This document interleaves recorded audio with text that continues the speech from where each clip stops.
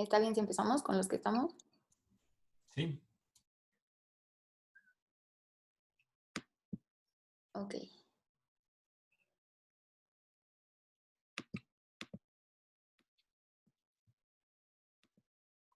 Bueno, en la clase de hoy van a ser sarcomas de tejidos blandos. La coordinadora es la doctora Carla Martín.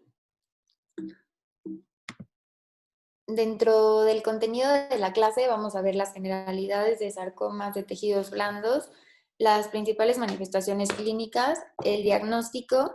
Dentro de las histologías más frecuentes vamos a hablar del liposarcoma, incluyendo sus 4 variantes, de leiomiosarcoma y de sarcoma pleomórfico. Y al final vamos a hablar un poquito de generalidades de tratamiento, como principios quirúrgicos, radioterapia, quimioterapia y nuevas terapias.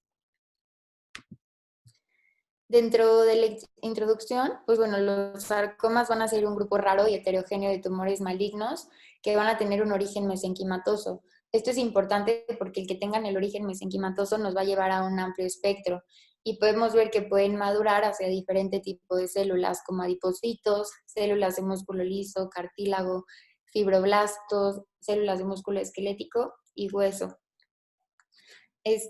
Aquí tenemos también la clasificación de todos los sarcomas.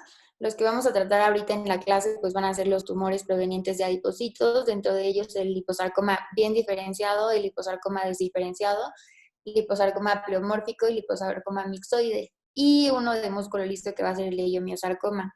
También vamos a hablar del sarcoma pleomórfico indiferenciado. Sin embargo, pues también es importante saber que hay muchos otros tipos de sarcoma, en los cuales podemos incluir tumores malignos de la vaina del nervio periférico, que son de origen ectodérmico y que también van a tener un comportamiento y un manejo similar. Algunos otros sarcomas de cabeza y cuello, retroperitoneales, mamarios, sarcoma de Kaposi, dermatofibrosarcoma protuberans, y bueno, también uno que es muy importante que va a ser tumores del estroma gastrointestinal, el GIST, que pues va a ser el sarcoma más común, pero esa clase la vamos a ver en 2 semanas. Dentro de la epidemiología de los sarcomas, pues hay que ver que van a ser menos del 1% de todas las neoplasias malignas en adultos, y en niños cambia un poquito porque van a ser del 12 al 15% del cáncer pediátrico. Hasta un 76% van a ser en tejidos blandos, y las últimas literaturas dicen que ya hasta el 80% de los casos nuevos de sarcoma van a estar originados en tejidos blandos.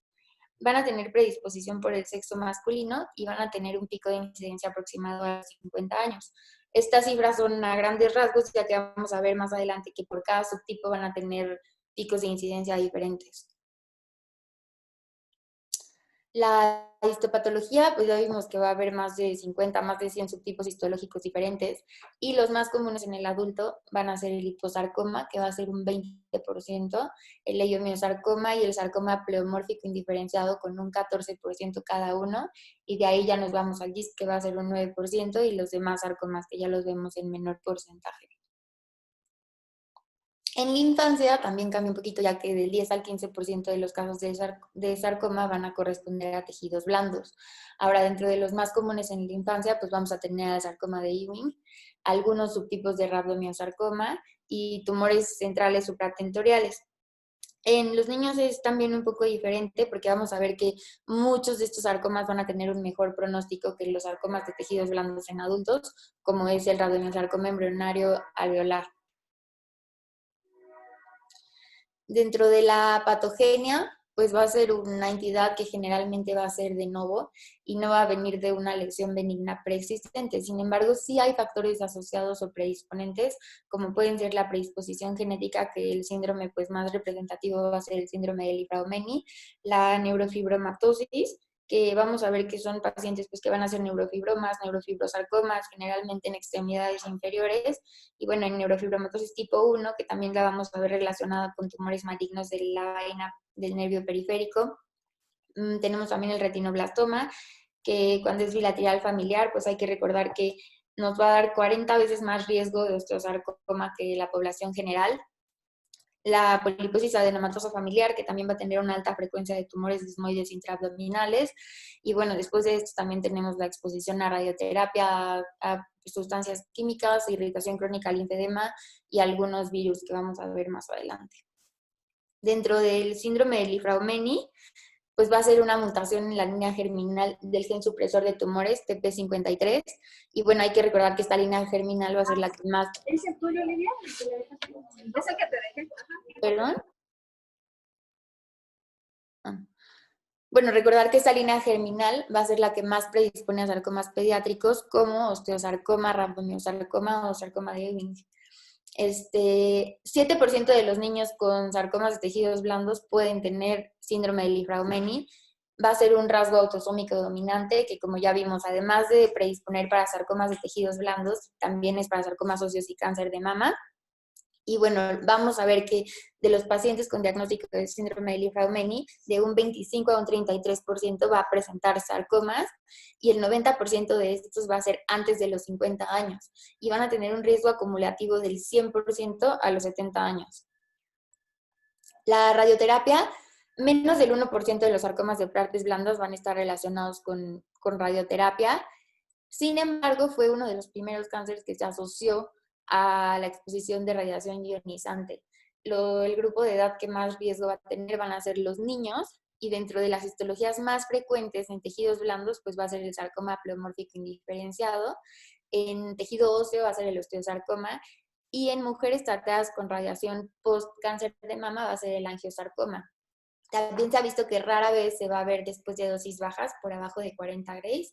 Sin embargo, vi en algunos artículos que el número de Gray significativo para mostrar una relación con los sarcomas de partes blandas va a ser por arriba de 60. Y bueno, recordar que todos los sarcomas secundarios van a tener un peor pronóstico. Dentro de la predisposición también podemos hablar de los agentes químicos y algunos herbicidas, como pueden ser también cloruro de vinilo, arsénico o herbicidas fenoxi, que van a estar asociados a sarcomas de partes blandas, igual que el clorofenol. Y el edema masivo y prolongado, que aquí hace relación con el síndrome de Stuart, que este síndrome lo vamos a ver en pacientes que están tratadas post-mastectomía, y los factores relacionados van a ser el vaciamiento axilar o la radioterapia local. Y estos factores predisponentes van a predisponer al edema masivo y prolongado, y se ha visto relacionado con la aparición de linfangiosarcomas. También tenemos al VIH y al virus del herpes 8 relacionados con sarcoma de Kaposi, y Epstein-Barr relacionados con tumores de músculo liso. Dentro de las manifestaciones clínicas, pues vamos a ver que lo típico va a ser una masa indolora, y también podemos tener síntomas asociados con la compresión de esta masa, como dolor, parestesias de extremidades, formación de edema. Va a ser raro que antes de la aparición de esta masa los pacientes tengan, pero pueden llegar a tener también síntomas constitucionales, fiebre o pérdida de peso. La localización más frecuente pues van a ser las extremidades, siendo por mucho más frecuente en las extremidades inferiores, hasta en un 50%. En extremidades superiores va como hasta un 13%, en tronco lo vemos en un 18%, retriperitoneo un 13%, y los menos en cabeza y cuello, que van a ser un 9%. Aquí tenemos algunas imágenes de sarcomas en miembros inferiores, y bueno, todas estas imágenes ya son tumoraciones muy grandes, pero lo importante al diagnóstico es que desde que tengamos una tumoración pequeña y no podamos hacer el diagnóstico diferencial con un lipoma simple, pues seguirlo estudiando. El patrón de crecimiento que van a presentar estos sarcomas de tejidos blandos, pues va a ir a lo largo de los planos del tejido, y raramente van a violar los planos faciales. El tumor va a hacer compresión a las estructuras adyacentes y va a formar una pseudocápsula. A pesar de la formación de esta pseudocápsula, puede haber proyecciones tumorales, y con estos bordes mal definidos puede hacer infiltración hacia los tejidos adyacentes. El patrón de propagación va a tener un patrón de propagación hematógeno, y predominantemente va a ser a pulmón. Aquí tenemos una tomografía de tórax con metástasis pulmonares. Estas metástasis las podemos encontrar al diagnóstico en un 10% de los pacientes, y como ya les dije, el 80% de estas metástasis van a ser hacia pulmón.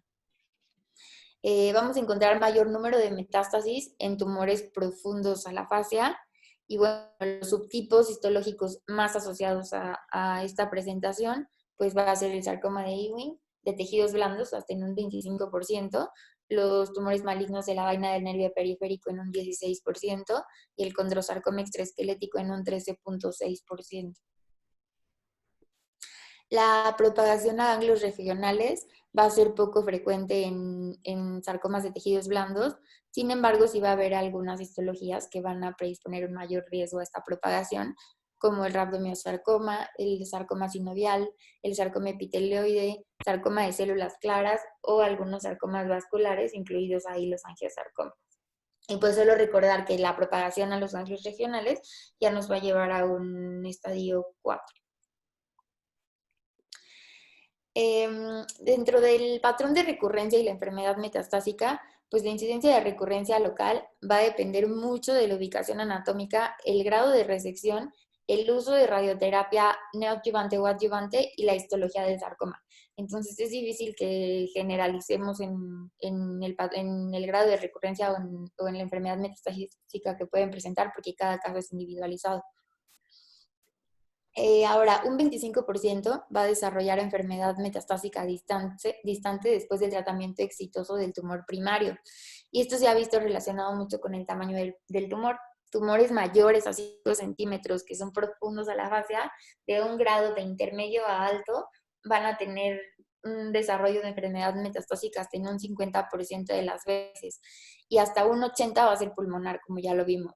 Sin embargo, pueden haber algunos otros sitios raros como piel, tejidos blandos, hueso, hígado y sistema nervioso central.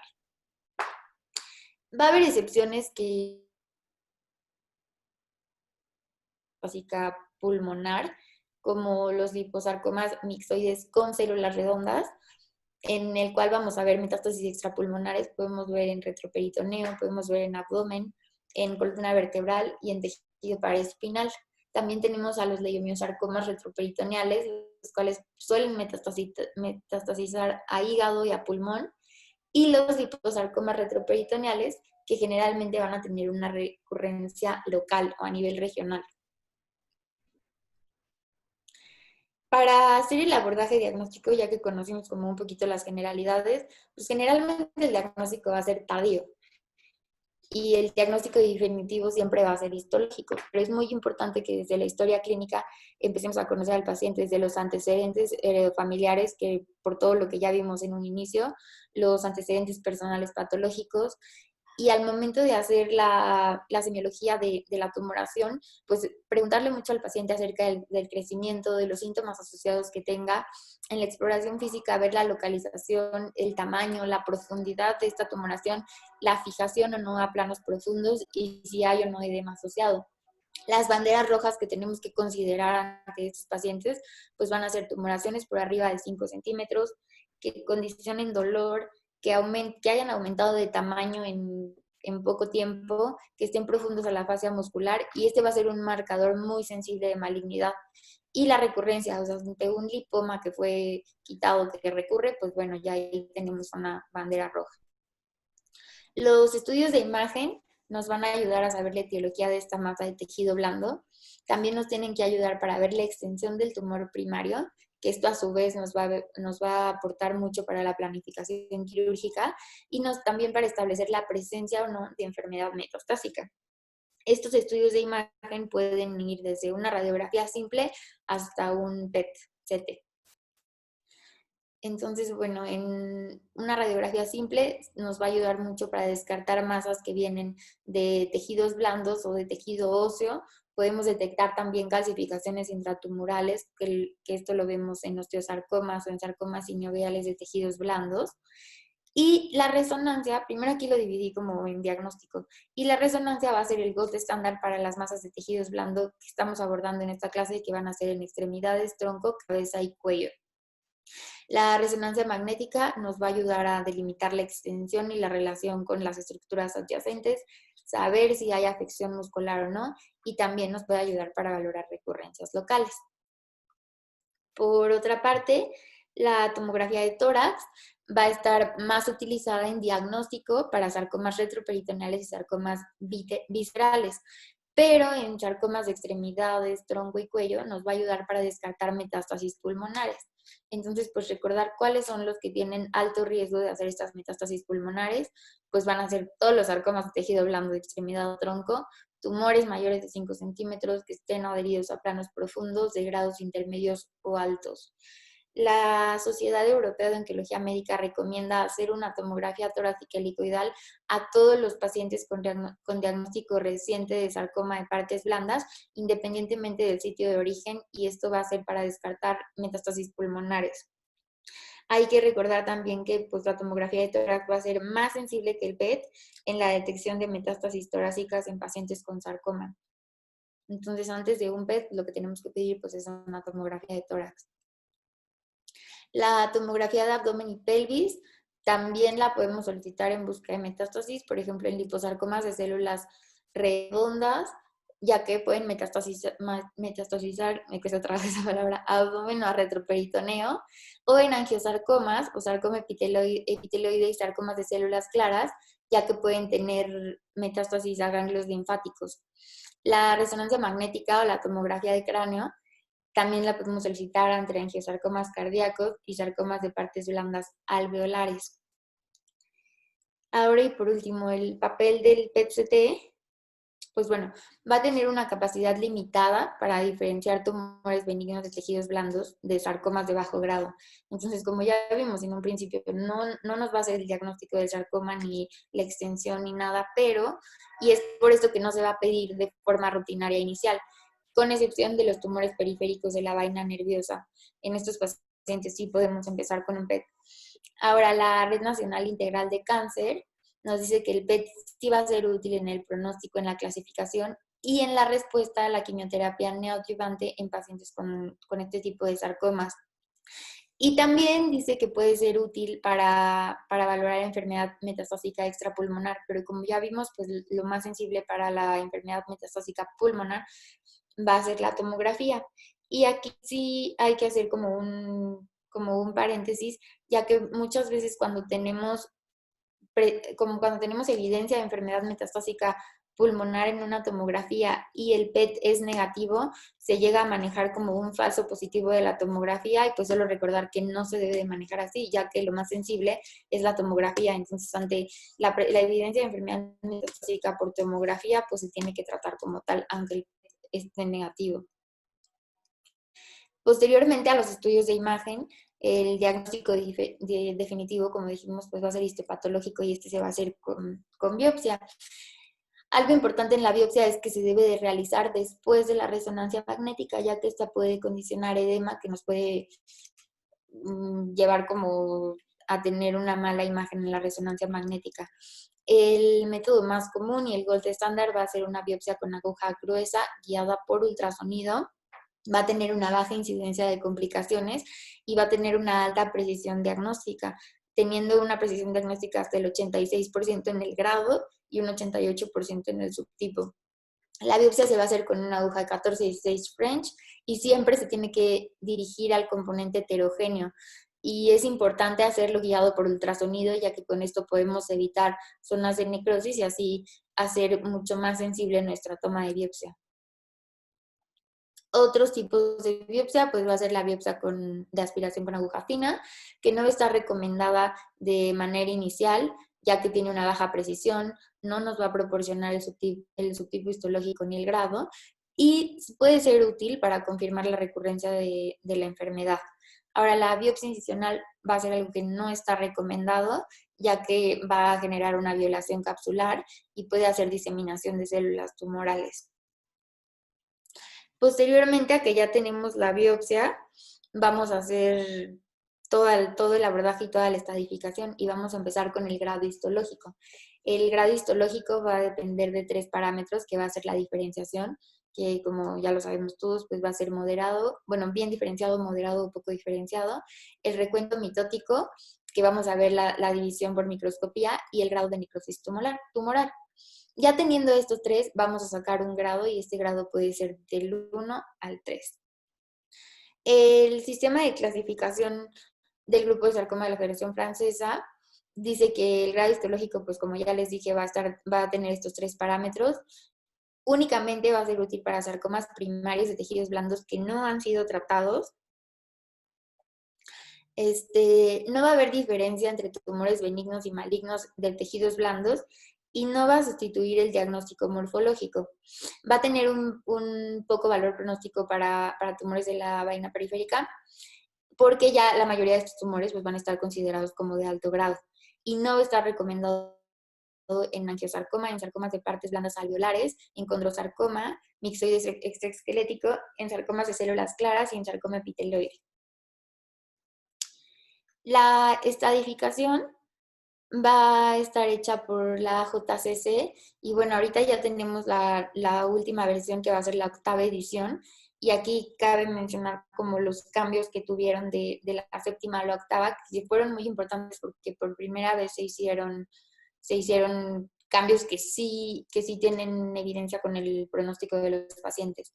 Entonces, uno de los cambios fue que ahorita ya los tumores de partes blandas van a estar divididos por capítulos según la localización anatómica. Va a haber uno de cabeza y cuello, tronco y extremidades, retroperitoneo, histologías poco frecuentes, abdominales y torácicos viscerales. Antes todos eran iguales y bueno, pues esto es importante porque no va a ser el mismo pronóstico según la localización. También cambió el tamaño según la localización y esto pues también es algo muy importante ya que no puede crecer lo mismo un sarcoma en un muslo que un sarcoma cervical y desapareció la profundidad del tumor. Entonces aquí tenemos la estadificación y vamos a ver cómo estadifican la T, que van a ser T1, pues tumores por abajo de 5 centímetros, T2 de 5 a 10, T3 de 10 a 15 y T4 por arriba de 15 centímetros. La N, pues vamos a ver si tenemos nódulos o no tenemos nódulos y metástasis si hay o no. La verdad es que es un estadificación en un principio que lo que nos va a dar el grado con la diferenciación, el conteo mitótico y el grado de necrosis tumoral. Posterior a que ya hicimos esta estadificación, pues ya podemos empezar a hablar de un pronóstico. Entonces, en un pronóstico vamos a incluir otra vez el grado histológico, que ya dijimos que es lo que tiene, y va a ser un indicador independiente del grado de malignidad y la probabilidad de metástasis a distancia o de mortalidad por este sarcoma. También va a ser un mal predictor de recurrencia local, ya que esta recurrencia local pues principalmente debe estar dada en función a los márgenes quirúrgicos. Sin embargo, se ha visto que sí va a tener una gran importancia según si lo dividimos en factores pronósticos adversos. Entonces, bueno, estos factores no van a ser los mismos en una recidiva local a los que van a influir en una recidiva a distancia. Y aquí puse una tablita con los diferentes factores que van a estar asociados. Los que están asociados a una recidiva local, pues va a ser una edad mayor a 50 años, márgenes positivos o fibrosarcoma.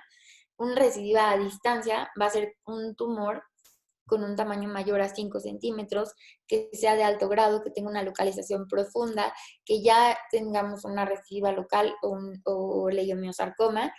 Y dentro de la supervivencia específica, pues va a ser un tamaño mayor a 10 centímetros, ahí me equivoqué, una localización profunda, un leiomiosarcoma o que tengamos márgenes pero macroscópicos positivos. Esta bibliografía es un poco viejita, pero bueno, desde entonces ya se sabía que había diferentes factores pronósticos que nos podían llevar, que podían influir en los diferentes tipos de recidivas.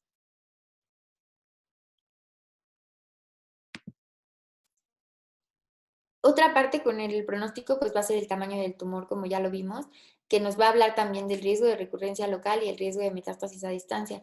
En el Hospital General de Massachusetts se hizo un estudio en el cual se vio el riesgo de recurrencia local y se vio que en tumores por abajo de 2.5 centímetros tienen un 6% de riesgo de recurrencia local y sin embargo tumores por arriba de 5, que es la medida que más estamos utilizando, se va hasta casi un 40% de recurrencia local, siendo ya los números mucho más amplios según el crecimiento del tumor. En la patología también vimos en el momento del diagnóstico valoraron la supervivencia 5 años sin enfermedad y vimos que ante una etapa 1 va a ser de un 86%, siendo la supervivencia general puede ser con recurrencia de enfermedad hasta un 90%, en una etapa 2 de un 72% y en una etapa 3 de un 52%. Que si nos vamos a números de supervivencia general, sin tomar en cuenta la recurrencia o no de la enfermedad, pues bueno, se van un poquito más arriba las cifras. Podemos hacer el pronóstico con todo esto que hablamos antes. Sin embargo, en la actualidad ya hay herramientas pronósticas que son de muy fácil acceso, las podemos encontrar en internet, incluso se pueden bajar en el celular, en una aplicación, y bueno, van a ser individualizados porque van a hablar de cada paciente y son muy prácticas. Y dos de estas van a ser el Circulator y el otro normograma del Memorial. Entonces aquí les hice un screenshot de lo que incluye el Circulator y lo va a dividir en 4 partes. Va a hablar de sarcomas primarios o recurrentes de retroperitoneo y en extremidades y troncos también primarios y recurrentes. Y entonces va a incluir cosas como la edad del paciente, el tamaño, el grado, la histología, y según esto nos va a dar el pronóstico. Y el del memorial, que va a tener, lo va a clasificar en diferentes partes también, que van a ser 5, van a ser la sobrevida del sarcoma sinovial, la sobrevida del liposarcoma posterior a una resección inicial, sarcomas de extremidades, el riesgo de recurrencia local posterior a la cirugía en pacientes que no recibieron radioterapia, la mortalidad después de la recidiva local y la mortalidad postoperatoria. Ahora, ya que hablamos un poquito como de las generalidades, voy a tocar los tipos de sarcoma más comunes y dentro de ellos, pues el liposarcoma.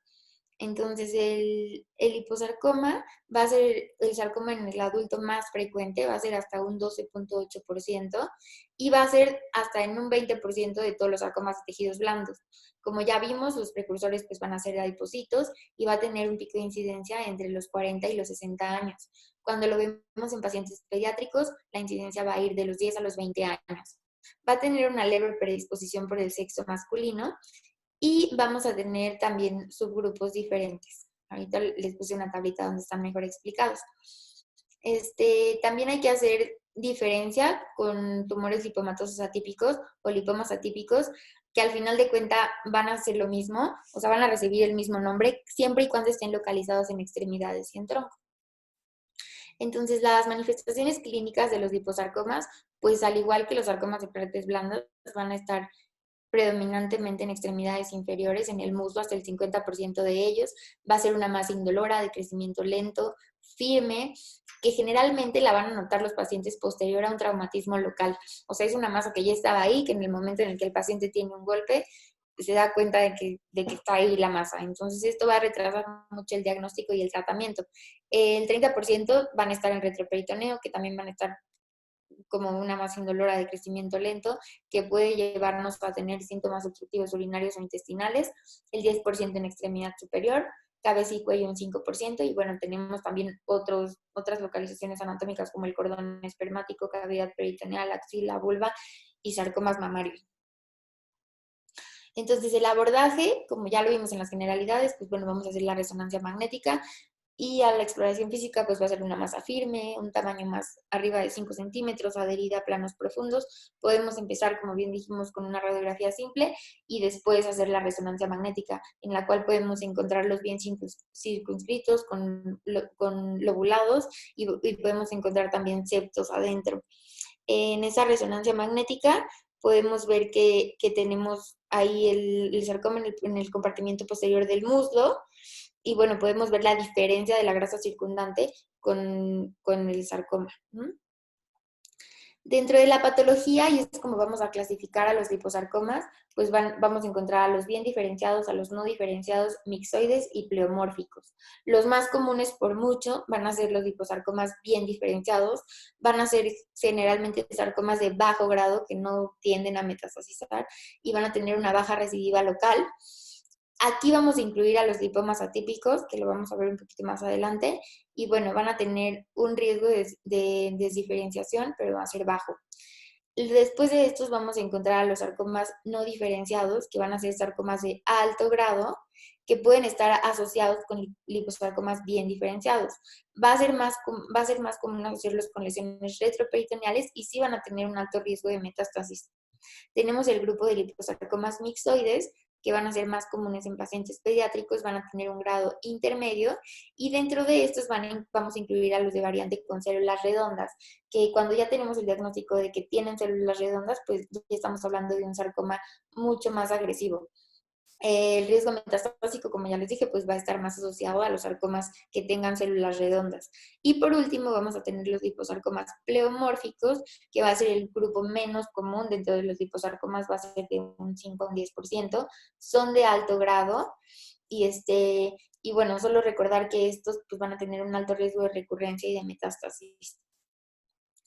Ahora, dentro del grupo más común que dijimos que era el liposarcoma bien diferenciado, ya vimos que van a ser sarcomas de bajo grado, de un crecimiento lento, pero que sí pueden ser localmente agresivos y sí pueden tener recurrencia después de la resección quirúrgica inicial. Entonces, la diferencia con los tumores lipomatosos atípicos y un liposarcoma bien diferenciado solo va a ser la localización. Cuando hablemos de un liposarcoma bien diferenciado, un tumor lipomatoso atípico en extremidades o en tronco, van a ser exactamente la misma entidad, histológicamente y patológicamente. Y cuando hablamos de liposarcoma bien diferenciado, pues nos podemos llevar solo a hablar de los de retroperitoneo. Pero solo recordar que si estamos hablando de extremidades y tronco, pues estos dos van a ser exactamente lo mismo. El liposarcoma bien diferenciado, pues bueno, va a ser difícil hacer muchas veces el diagnóstico y hacer la diferencia entre un lipoma, ya que por imagen y por biopsia, pues a menudo los vemos muy similares. La histología sí puede ayudar en esta diferenciación, pero van a tener, las diferencias van a ser muy sutiles y entonces nos pueden llevar a sobrediagnosticar lipomas como sarcomas bien diferenciados. Y entonces aquí es donde tiene mucho énfasis hacer un análisis genético y hacer la amplificación del MD-M2. Entonces, bueno, ante un lipoma que no podamos diferenciar de un sarcoma bien diferenciado, pues siempre recordar que debemos de hacer el análisis genético y esto nos va a llevar al diagnóstico entre un lipoma simple. Las tasas de supervivencia media, pues va a ser más alta a comparación de todos los demás tipos de sarcomas, ¿no? Y generalmente, pues su curso va a ser benigno. Ahora, si nos encontramos ante un sarcoma bien diferenciado en retroperitoneo mediastino, sí van a tener alta mortalidad y morbilidad, y porque van a ser localmente más agresivos y la recurrencia va a ser mucho más alta. Encontré este estudio en el cual se hace una diferenciación entre el manejo quirúrgico. Esto solo habla de liposarcomas bien diferenciados y fue una revisión sistemática en la cual se incluyeron 18 estudios, hicieron un total de 793 pacientes que eran diagnosticados con sarcoma bien diferenciado. De estos 793 pacientes se hicieron dos tipos de cirugía. En 580 se hizo cirugía marginal y en 213 se hizo una excisión amplia quirúrgica. Lo que se valoró fue la recurrencia local, cuál fue el número de desdiferenciación, la metástasis, los pacientes que requirieron amputación y el estado funcional después de estos dos tipos de resecciones. Solo recordar que, bueno, la excisión de márgenes va a ser la excisión tumoral con todo y la pseudocápsula y o tejido adyacente que sea reactivo. No hay un consenso que en sarcomas de bajo grado que diga o que apoye más hacer la excisión marginal o la excisión amplia. Sin embargo, en este estudio se vio que una excisión marginal tenía una mayor recurrencia hasta en un 11.9% a diferencia de una excisión amplia y cuando la recurrencia era de 3.3%. Si lo vemos aislado, pues esto sí es significativo. Sin embargo, la excisión marginal también tenía una pequeña posibilidad de dejar células tumorales en el lecho de la resección. Y bueno, a pesar de que podía tener un poco más de recurrencia, si hacían una resección repetida, con esa resección repetida, la morbilidad del paciente era muy aceptable y al final los resultados funcionales eran mejores que de un inicio hacer una excisión amplia. Pues solo recordar que estos liposarcomas bien diferenciados en extremidades o en tronco generalmente van a estar alejados de estructuras críticas que nos evitarían llevar a una resección repetida con tan solo dejar los márgenes negativos. Y bueno, al final se vio que tenía una menor morbilidad ante una resección menor. Entonces, bueno, como ya les dije, la conclusión fue que sí, el riesgo es ligeramente mayor de la recurrencia local, sin embargo, no aumenta la morbilidad ni la mortalidad de los pacientes, ya que se puede hacer una resección de márgenes y con esto podemos evitar la recurrencia. Ahora, el liposarcoma no diferenciado es, es una entidad muy diferente al liposarcoma bien diferenciado, ya que va a tener un alto grado de metástasis y podemos ver esta metástasis hacia otros sitios de tejidos blandos, hacia médula ósea, hígado, pulmón, y estos pacientes iban a ser candidatos a una resección amplia. Dentro del diagnóstico del liposarcoma no diferenciado, habían sido sarcomas que muchas veces son diagnosticados como un liposarcoma pleomórfico.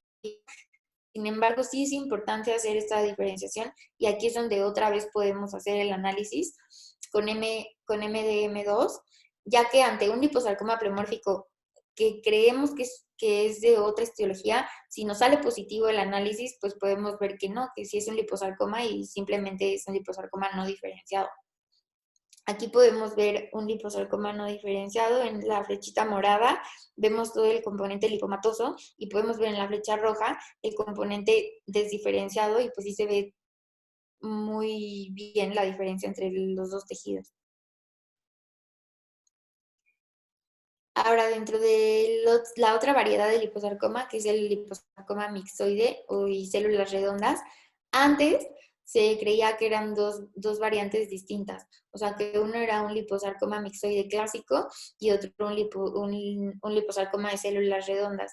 En la actualidad se sabe que es la misma entidad y que el liposarcoma mixoide lo podemos clasificar sin células redondas o con células redondas. Y bueno, lo que tienen en común, o esta misma entidad, pues es que van a tener dos translocaciones, que van a ser la translocación 1216 y la translocación Q13P11. Y bueno, esta variedad de liposarcoma va a ser metástasis a otros sitios de tejidos blandos y de médula ósea. Ahora, la diferencia que se hace cuando tienen células redondas o cuando no tienen células redondas, cuando estamos ante un liposarcoma mixoide clásico que no tiene células redondas, pues va a tener una buena respuesta a radioterapia. Podemos dar radioterapia preoperatoria y siempre, o sea, va a ser un sarcoma con menor agresividad. Pero cuando ya tenemos el diagnóstico de que sí tiene células redondas, necesariamente van a ser sarcomas que tenemos que dar quimioterapia y a pesar de que tengan una mala respuesta, pues hay que darla en un inicio. Y van a ser sarcomas que van a tener un peor pronóstico. Ahora, el liposarcoma pleomórfico, pues va a ser un tipo de sarcoma muy raro, va a carecer de una firma molecular, lo que va a dificultar el diagnóstico, puede parecer morfológicamente diferenciado y bueno, va a ser el subtipo que tiene mayor propensión a ser de alto grado, va a ser metástasis hepáticas y metástasis pulmonares. Aquí algo importante es que antes pues había un mayor número de casos con este diagnóstico, sin embargo, como ahora en la actualidad se ha ampliado un poco más el diagnóstico de los demás tipos de sarcomas, pues han disminuido todos los diagnósticos como liposarcoma pleomórfico, ya que ahora esos tumores que caían en este grupo de sarcomas, de liposarcomas pleomórficos, pues ya tienen un diagnóstico específico. La sobrevida pues va a depender de la histología y del grado, siendo desde un 58% a un 95% a los 5 años. Y bueno, los números van a ser inciertos porque en general son tumores raros y las series pues van a estar mezcladas, no hay series lo suficientemente grandes ante un tipo histológico, pero pues sí se sabe que cuando es un sarcoma bien diferenciado, pues va a tener una baja propagación a distancia, siendo hasta casi un 0% de metástasis a distancia, y cuando es desdiferenciado sí vamos a ver enfermedad a distancia hasta en un 50%. Ahora, dentro del leiomiosarcoma, que es el otro tipo de sarcoma que vamos a ver, pues la epidemiología va a ser de un 10 a un 20% de los sarcomas de tejidos blandos. Lo vamos a ver más común en mujeres, en una relación 2:1, y la localización va a ser retroperitoneal, lo podemos ver en vena cava inferior y también sarcoma uterino. Esta distribución entre géneros puede estar reflejada por la proliferación de músculo liso, que puede ser en respuesta a estrógenos. Ahora, en hombres, las localizaciones lo podemos ver somático o cutáneo. La incidencia va a incrementar con la edad, teniendo un pico de 60 a los 70 años.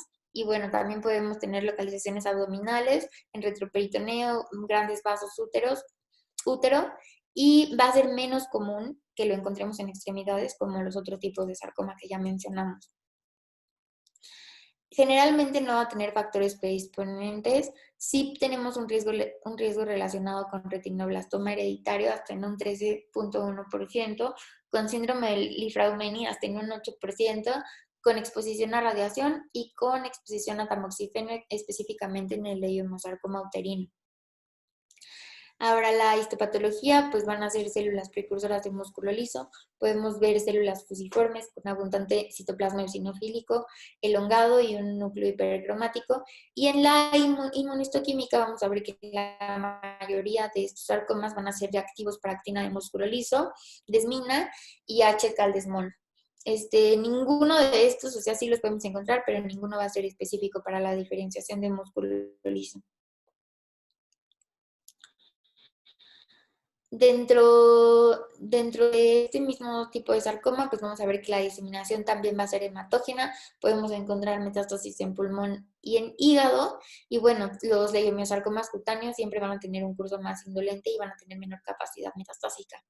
La clasificación de los leiomyosarcomas van a estar entre los de tejido blando retroperitoneal y somático, los de origen cutáneo, los de origen vascular, los leiomyosarcomas en huéspedes inmunocomprometidos y leiomyosarcomas óseos. Ahora, el pronóstico va a ser igual que en los demás tipos de sarcomas, va a incluir el grado, el tamaño del tumor y la profundidad. Y bueno, saber que este subtipo de sarcoma va a tener mayor riesgo de recurrencia a distancia y va a tener también disminución en la supervivencia específica de la enfermedad cuando estamos hablando de un sarcoma no uterino. Porque para sarcomas uterinos ya podemos utilizar la clasificación de FIGO, que nos habla sobre vida de 5 años. Y esto no lo vamos a tocar en este tema porque pues no incluye, pero bueno, sí es importante saber esa diferenciación para los uterinos y para los no uterinos. Y por último, vamos a tener el sarcoma pleomórfico indiferenciado, que anteriormente se conocía como histiocitoma fibroso maligno y tenía 4 subtipos. El mixoide un 20% y por abajo de estos dos con un 10% los de células gigantes y el inflamatorio. Tiene un pico de incidencia entre los 50 y los 70 años. Va a ser raro verlo antes de los 20 años, por lo que si pensamos en ese diagnóstico, pues tiene que ser un diagnóstico de exclusión en niños. Va a tener una leve predisposición en hombres y también lo vamos a ver. La principal localización va a ser en extremidades inferiores, posteriormente extremidades superiores y al final retroperitoneo. Las manifestaciones clínicas pues van a ser muy similares a las de los otros tipos de sarcoma. Va a ser una masa indolora, de crecimiento lento, firme, que como ya vimos, esto vamos a ver primero en muslo, luego en extremidad superior y posteriormente en retroperitoneo. El seguimiento de estos pacientes, pues generalmente las recidivas se van a ver en los primeros 2 años posteriores al tratamiento y estas recidivas pueden ser locales o distantes. Cuando estamos ante una localización en extremidades, 1/3 van a presentar recidiva y en retroperitoneo hasta el 50% van a presentar recidivas. Ya que tocamos los subtipos más importantes, vamos a hablar un poquito de los principios quirúrgicos. Entonces, bueno, pues hay que recordar que sin una resección quirúrgica no vamos a lograr la curación. Se necesita hacer una resección completa, se necesitan márgenes libres y hablando de márgenes libres, con que tengamos bordes negativos es suficiente. Es muy importante la preservación funcional de las extremidades. Siempre hay que valorar la terapia de rehabilitación de manera preoperatoria y pues llevarla a cabo de manera postoperatoria. Siempre las resecciones que se tienen que hacer por planos tisulares, se tiene que hacer un adecuado marcaje con grapas de lecho quirúrgico por si posteriormente necesitamos radioterapia y hay que hacer correctamente las referencias de la pieza. Dentro de la resección de márgenes, pues los márgenes siempre tienen que estar documentados por el cirujano oncólogo y por el patólogo. Ahora, cuando estemos ante márgenes positivos, siempre tenemos que valorar qué estructuras están alrededor de estas para poder hacer la resección quirúrgica bien y siempre al final, o sea, poner como una prioridad preservar la funcionalidad de la extremidad. Ahora, ante un margen microscópicamente positivo, podemos dar radioterapia adyuvante y eso va a ser más que suficiente. Generalmente en los liposarcomas bien diferenciados, que son los más comunes, pues no va a estar indicada la radioterapia en la mayoría de los casos. Ahora, los grados de resección, pues como ya sabemos, R0 es que no vamos a tener evidencia de enfermedad microscópica, R1 vamos a tener enfermedad residual microscópica y R2 es cuando tenemos enfermedad residual pero macroscópica. Aquí se debe de prestar especial atención a las histologías infiltrativas como el mixofibrosarcoma o dermatofibrosarcoma, protuberancia y angiosarcoma, ya que pues pueden llevarnos a tener más profundidad de la enfermedad.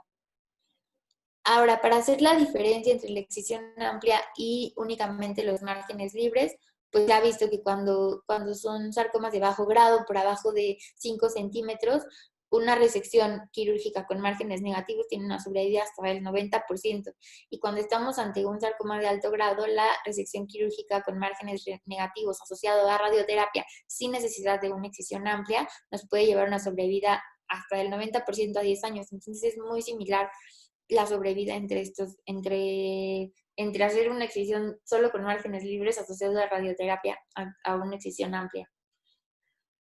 Ahora, hablando de la enfermedad localmente avanzada, la enfermedad localmente avanzada se va a ver de un 6 a un 10% de los pacientes y va a requerir la reducción del tamaño tumoral antes de las posibles resecciones o del manejo que le vayamos a dar a la extremidad. Y esto lo podemos hacer de 3 formas distintas. Dando quimioterapia no adyuvante, podemos dar también quimioterapia y radioterapia, o podemos hacer perfusión aislada de extremidad. Vamos a hablar un poquito antes de la quimioterapia y de la radioterapia de la perfusión aislada de extremidad. Y bueno, la perfusión aislada de extremidad va a ser una estrategia terapéutica para sarcomas localmente avanzados, donde los agentes que se van a utilizar va a ser melfalán y factor de necrosis tumoral alfa. Las indicaciones para esta terapia van a ser, como ya dijimos, sarcomas avanzados, tumores primarios multifocales, tumores recurrentes múltiples en extremidades, tumores unifocales con fijación o invasión neurovascular o invasión a estructuras óseas y recurrencias tumorales en áreas previamente radiadas sin posibilidades de resección radical. Entonces, ¿en qué consiste esta terapia de perfusión aislada de extremidad? Lo que se va a hacer es que se va a hacer una perfusión de 60 minutos con estos dos agentes en una hipertermia leve. La podemos hacer esta terapia a 4 niveles. La podemos hacer a nivel ilíaco, a nivel femoral, a nivel femoropopliteo o únicamente popliteo. Y entonces lo que se va a hacer con esta terapia es que se va a canular vamos a hacer la disección de la arteria o la vena de Stas y la ligadura de los estructuras vasculares colaterales. Se van a canular con catéteres que pueden ser de 8 a 16 French, dependiendo del calibre del vaso en el que estemos conectando al sistema de circulación extracorpórea. Se va a llevar a una heparinización sistémica al paciente y posterior a esto pues vamos a hacer la canulación al sistema extracorpóreo. Ya que tenemos la canalización al sistema extracorpóreo, vamos a llevar al paciente a hipertermia. Ahí con la hipertermia también vamos a ver que se divide por grados. Podemos hacer una hipertermia leve, que va a ser de 39 a 40 grados, una hipertermia verdadera al límite, que va a ser de 40 a 41 grados, y una hipertermia verdadera, que va a ser de 41 a 43. Se ha visto que la eficacia de estos agentes alquilantes específicamente va a ser superior en temperaturas por arriba de los 41 grados centígrados. Sin embargo, por el aumento de la toxicidad que esto puede generar, la temperatura que se hace o la hipertermia a la que se lleva va a ser de 38 a 40 grados centígrados y es lo que se va a utilizar. Posterior de que ya tenemos esta hipertermia, empezamos con la perfusión y van a ser 60 minutos de perfusión con melfalán y con factor de necrosis tumoral alfa. Bueno, este es un artículo de la doctora Carla, en el cual se hizo esta terapia de perfusión de extremidad y podemos ver que la tasa de preservación fue de un 72 a un 96%. La tasa de respuesta global fue hasta de un 82.5% y la tasa de fracaso local fue de un 27%. Esto fue con una mediana de seguimiento de 14 a 31 meses. Ahora, la recurrencia a distancia se vio en un 40% hasta en 22 meses. También dentro de esta terapia vimos según las histologías, vimos quiénes tuvieron respuesta parcial, quiénes tuvieron respuesta completa y quiénes no tuvieron ningún cambio. Y aquí vale la pena mencionar que los subtipos que tuvieron mayor número de respuesta parcial fue el mixofibrosarcoma hasta en un 90%, al igual que el sarcoma sinovial.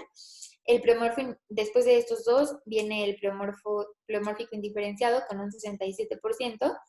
Y bueno, una respuesta total o una respuesta completa, lo vimos en un 41% del angiosarcoma y por abajo de este con un 27%, el liposarcoma mixtoide y el epitelioide.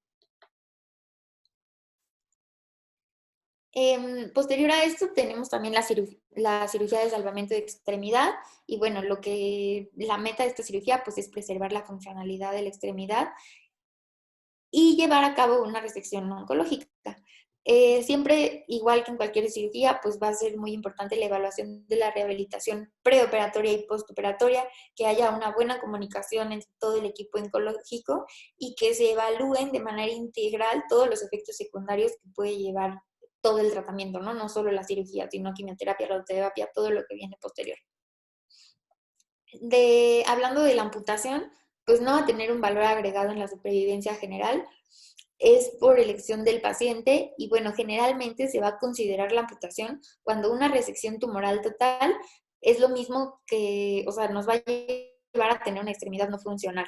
También hay que evaluar la rehabilitación preoperatoria y postoperatoria, control del dolor, preparación protésica y terapias como la regeneración muscular dirigida y también que haya valoración por cirugía reconstructiva. Y para terminar de hablar sobre todo lo quirúrgico, pues aquí algo que sí está muy bien estudiado es que la resección la tiene que hacer un cirujano especialista en sarcomas, ya que se ha visto que la recurrencia de estos tumores es hasta 2.2 veces más cuando son resecados por alguien no especialista o cuando son resecados en un centro no especializado para estas resecciones oncológicas. Entonces, eso sí es algo muy importante y algo que está muy estudiado. Y que también depende de quién lo trate, va a ser el pronóstico del paciente. Ahora, posterior al manejo quirúrgico, tenemos la radioterapia, que la podemos dividir en adyuvante o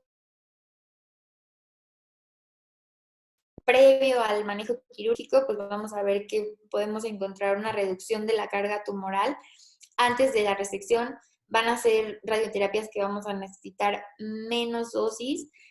El campo radiado va a incluir el tumor y también vamos a ver que porque tenemos la inclusión del tumor, vamos a tener menos toxicidad de tejidos adyacentes y por lo tanto menos fracturas patológicas. Por otra parte, cuando la radioterapia va a ser postoperatoria, pues bueno, nos va a permitir el examen histológico de la muestra del tumor, especialmente con los márgenes, sin haber tenido que someterlo antes a la radioterapia, y sí va a estar relacionado con menos complicaciones postquirúrgicas, como menos defectos en la cicatrización, menos descendencia de herida, menos infección de herida quirúrgica.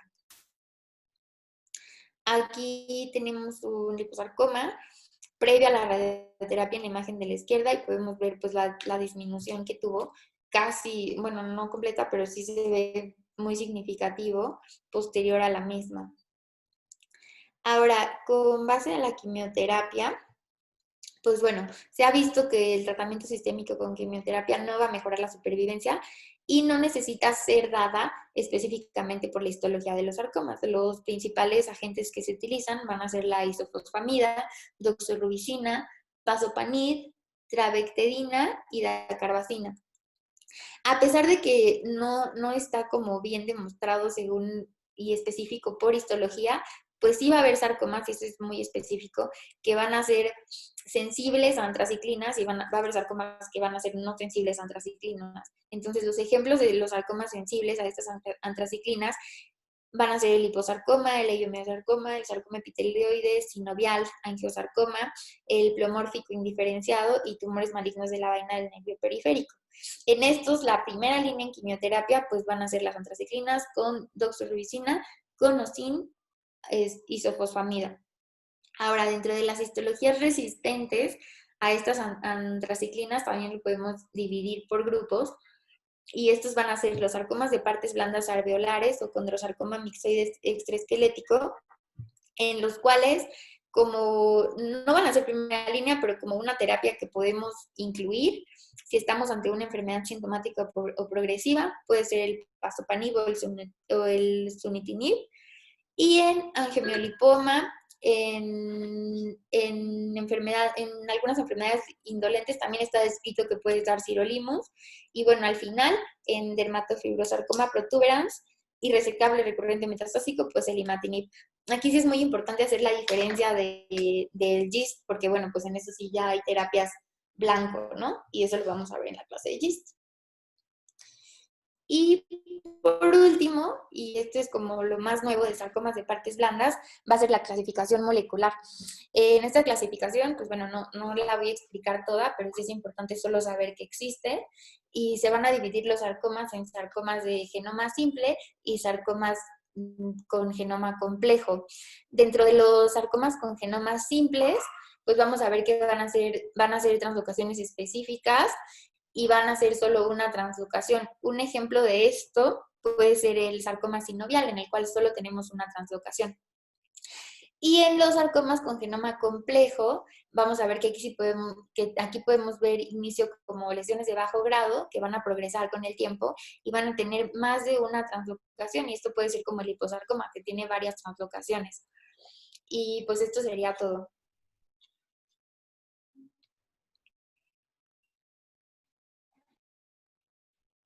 No sé si tienen alguna duda o quiera decir algo la doctora Carla. Yo tengo una duda. Para la resección local amplia de tumores, en especial cuando, por ejemplo, uno entra esperando un lipoma, o sea, estoy hablando de cuando uno entra, dice, a operar un lipoma en un hospital público donde no tiene, pues no están tan bien estudiados los pacientes y se encuentra uno con algo así, pues, sospechoso. Para la resección local amplia, ¿qué es lo que recomienda?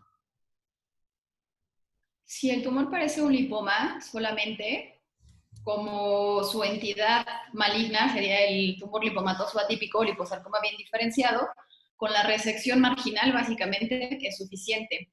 El problema es que si no tienes una biopsia previa y no sabes si está bien diferenciado o no, no podrías en ese momento tomar la decisión de una resección más amplia, porque tampoco son tumores que en el transoperatorio te puedan evaluar de manera sencilla. Entonces, lo ideal es, si encuentras cosas con las que no esperabas, mejor no terminar la cirugía. Si parece solo un lipoma, hacer una resección marginal sin violar la cápsula y marcar por radioterapia en caso de que tuviera algún sitio de desdiferenciación y que con eso pudieras compensarlo. Gracias. ¿Alguien tiene No sé si alguna? alguien tenga otra duda.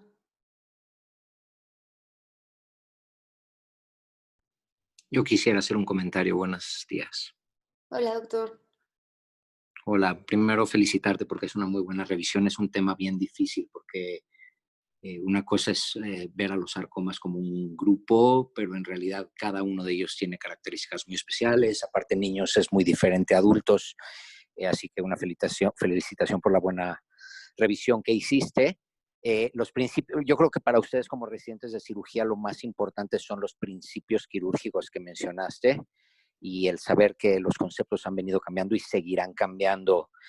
Por ejemplo, el de los márgenes es el ejemplo clásico, ¿no? Que cuando yo empecé a estudiar, todos los sarcomas llevaban 5 centímetros de margen y hoy en día sabemos que con que tengas una R0, una microscópica negativa, es exactamente lo mismo.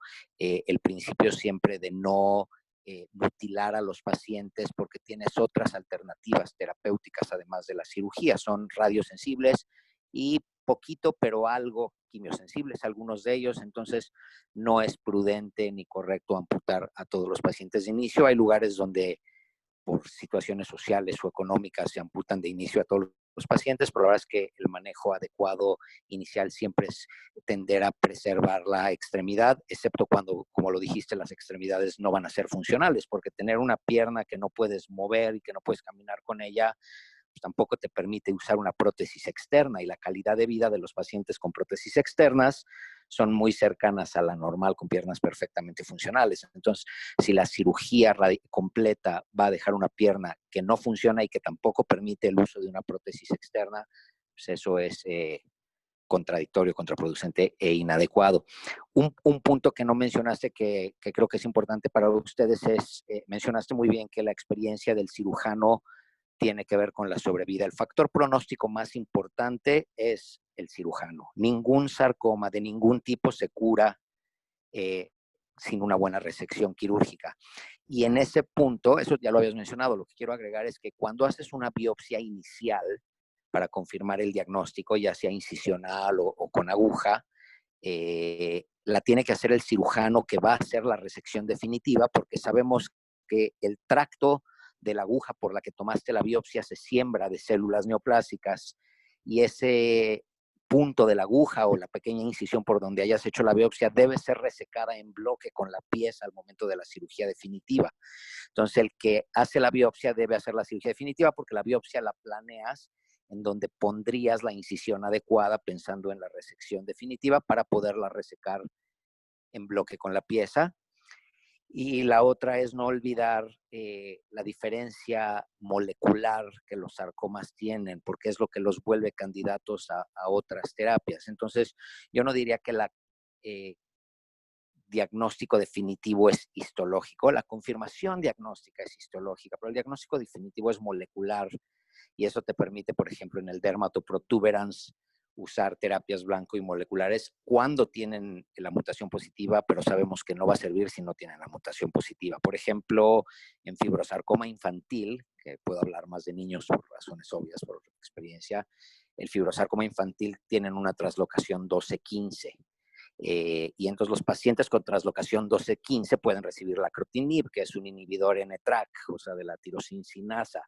Pero sabes que si no tienen la translocación, no responden, y son terapias caras que no utilizarías en pacientes que sabemos que no van a responder. Por eso el diagnóstico de precisión es muy importante, evaluar lo molecular. Ahora, mientras más aprendemos de las variantes del perfil de expresión molecular de los sarcomas, más nos damos cuenta que apenas estamos rascándole a la superficie, apenas estamos comenzando a comprender cómo hay vías de señalización compartidas entre unos y otros, y entonces esto seguramente irá cambiando pronto y a lo largo del tiempo. Solo quería agregar eso y reitero la felicitación. Muchas gracias, doctor.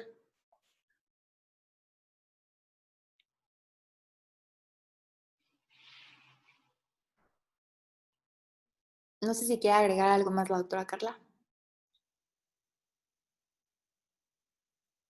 ¿Nada más? Ok, pues muchas gracias, doctora.